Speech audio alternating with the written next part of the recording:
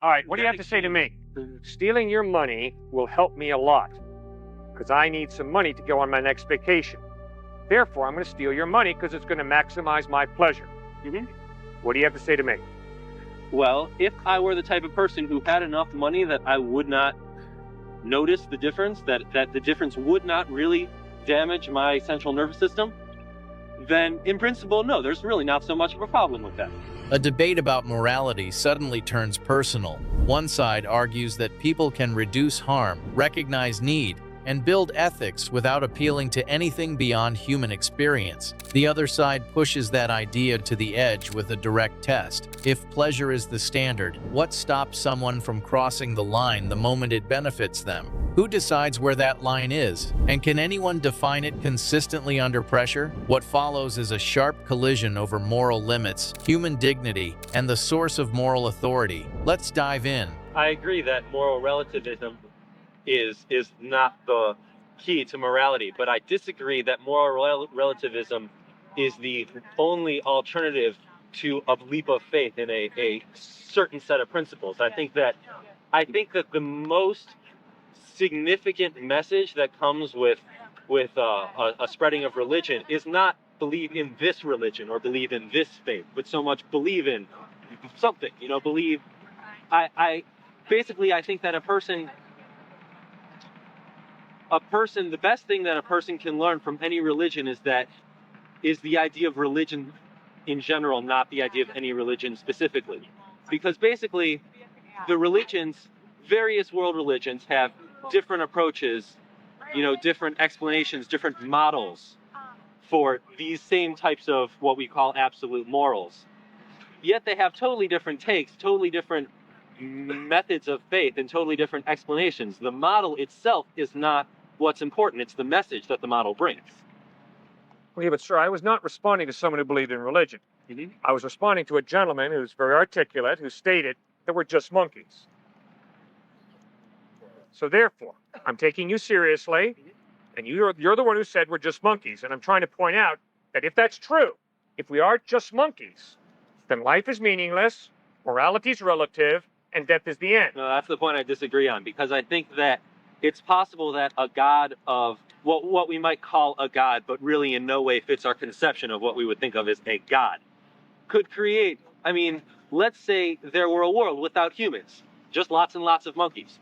Sure, we wouldn't be here to have the capacity to know that such a world exists, but we can conceive of the idea that a world would exist with a god and lots of monkeys with no humans. Yeah. So essentially, if we're all just monkeys, that's not mutually exclusive with moral absolutism. Us being monkeys does not generate moral relativism. Good. I assume that when you said we're just monkeys, what you meant by that is there is no God. Evolution as an origin is correct. We have just simply evolved by chance and by fate. So did I misunderstand you? Well, it's not in a way, but not in an unacceptable way at all, because I think that misunderstanding is representative of a much greater understanding that's championed by, Christianity in general, which is that not so much current Christianity, but the idea of evolution, as being the cause of this. Why, when evolution was discovered, the Catholic Church went up in arms and they were really, really upset at the idea of evolution. But to me, a more rational, more functional institution would have said, great, evolution, God created that too. Tell me, do you believe there's a God who's creator or not? I personally do believe that there is a creator. However, I don't believe that he mirrors any of the major religions' conceptions of that creator. Fair enough. So you're not atheist, you're not even agnostic. You're a theist. Yeah. You believe that some type of God or gods exist. Okay, now, who is this God like? Or what is this God like? Or how do you gain information about what this God is like? Well, I personally have my own hunches and intuitions, but my more significant sense says it doesn't matter. I think that moral relativism is not mutually exclusive with faith. There is moral absolutism that is inherent within the physical world. You said it yourself when you discussed your central nervous system and the pleasure that it seeks. Yes. Really, a moral absolutist approach is I'm going to act in such a way that as best as possible maximizes the sensations on as many central nervous systems as possible. I do not need a God as part of my conception of religion to acknowledge that when I'm going to, if I'm going to beat a child, that I am drawing pain upon their, central nervous system. I realize, I don't need a God. I don't need a threat of looming punishment to recognize that if my goal is to maximize earthly existence, to, I guess you could, what you call maximizing pleasure in my central nervous system, I don't need, what I'm saying? Humans don't need God in order to make that leap. The leap is not from earth to heaven. The leap is from earth to earth. Yeah. Okay, but the only way that a human being can have dignity innately is if they've been created for a purpose. Because if they've not been created for a purpose, if our number simply came up in a Monte Carlo game by accident, then to argue that we have innate dignity is a joke. I disagree, because let's say, you win the lottery. Lots of people who win the lottery are going to say, okay, I'm going to buy myself a car, I'm going to buy myself a house in Tahiti. Whereas some people might, and they're going to become frivolous with the money and basically disengage themselves with the value because it is immediately accessible to them.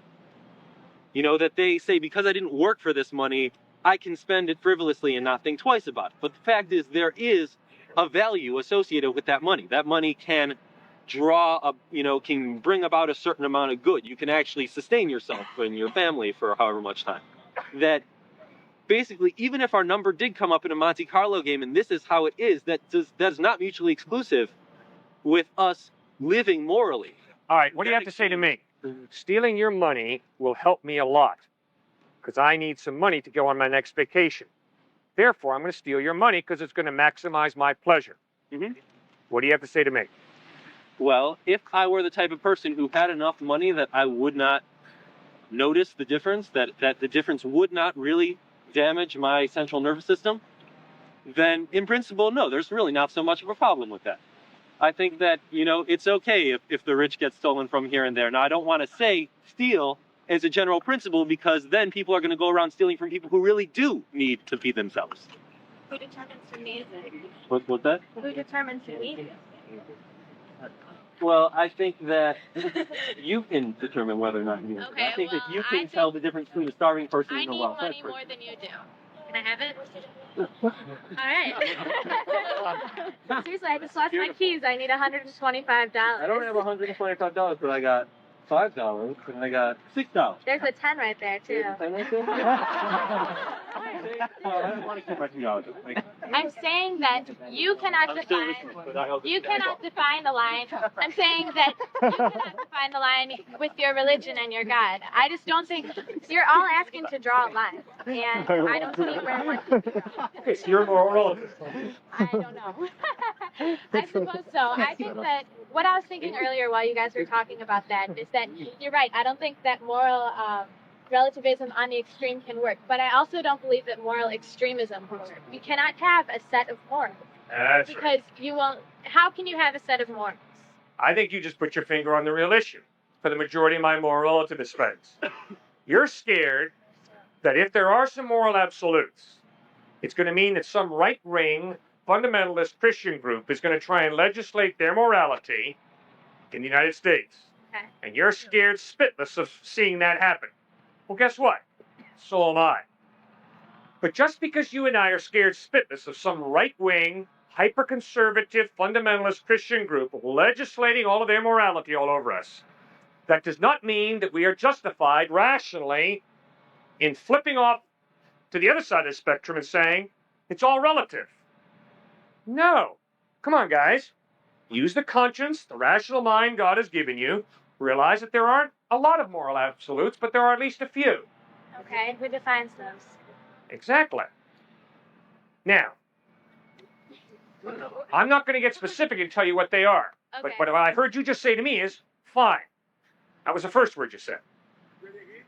Now, when you told me fine, what that communicates to me is, yeah, Cliff, I think there are a few, maybe not many, but a few moral absolutes. We know that there are some moral absolutes, which means there's got to be some mind prior to the human mind that creates and defines these moral absolutes. Okay, well, this goes back to your monkey discussion with him, where you said that the reason that, I guess you could call it mind worshippers or self-worshippers or whatever, Yes. and I think I fall under that category for what it's worth. The reason that the mind cannot be worshipped is because it cannot possibly encompass our universe, our creation, everything. Is that correct? Is that what you said? That's part of it. Okay, well, show me that God is more than the creation of the human mind. You bet. All right. This is great. One of the reasons that I'm convinced that you have a rational mind is because of how well you articulate. I've never seen your mind, I've never smelled your mind, I've never put your mind in a test tube. But I am convinced that between your two beautiful ears lies a rational mind. Why? Because the evidence of your articulate speech points me to a rational mind. Okay. In the same way, I've never seen God, smelled God, or put God in a test tube. But the order and design of the human eye, central nervous system, quote, laws of nature, the fact that if our Earth was a little closer to the sun, we'd all fry. If our Earth was a little further from the sun, we'd all freeze. The evidence of the amount of information in a single cell's DNA, which exceeds the amount of information in 3 sets of the 30-volume Encyclopedia Britannica.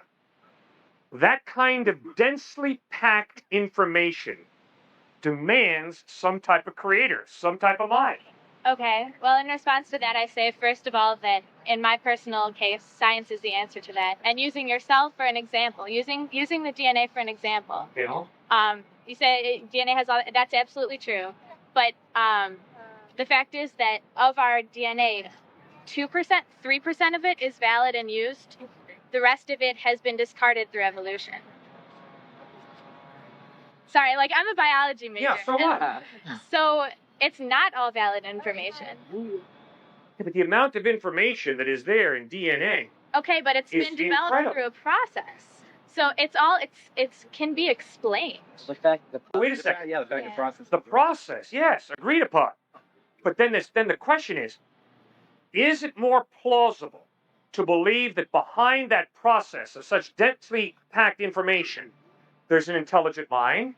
Or is it more plausible to believe that that kind of communication comes about with no intelligent mind? So you're going for just simplest explanation. I'm going for the explanation that is most plausible in light of the evidence. Give me a quick illustration.